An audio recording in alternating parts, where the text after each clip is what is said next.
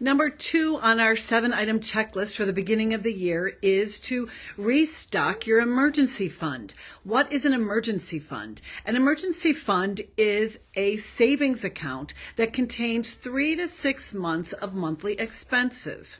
The reason we do this is because if you lose your job or Murphy comes calling and you need new tires or you need a new furnace or something big, if you don't have the money, you're going to put it on your credit card and you're going to rack up debt, which we don't want any more debt. So in the beginning of every year, we're going to look at our emergency fund and see if we drew it down any last year, and we want to refill it. So what I want you to do is figure out your monthly expenses. And by that, I mean your mortgage, your electricity, your water, your food costs, your transportation costs.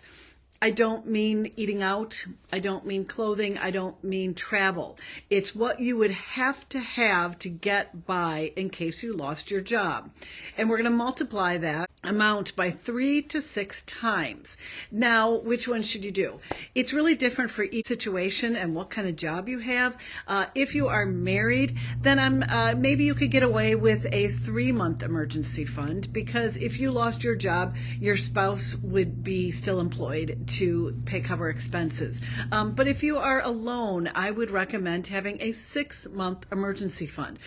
I would keep this in a savings account and not invest it. Again, you don't want Murphy calling and everything going wrong and your money invested in the stock market and it's no longer there, or it's not as much as it was, right? So we want to put it in something that is going to be safe. Not even a CD, because a CD would be tied up for a year or 15 months or however long your CD is. So we want to keep it readily accessible and safe.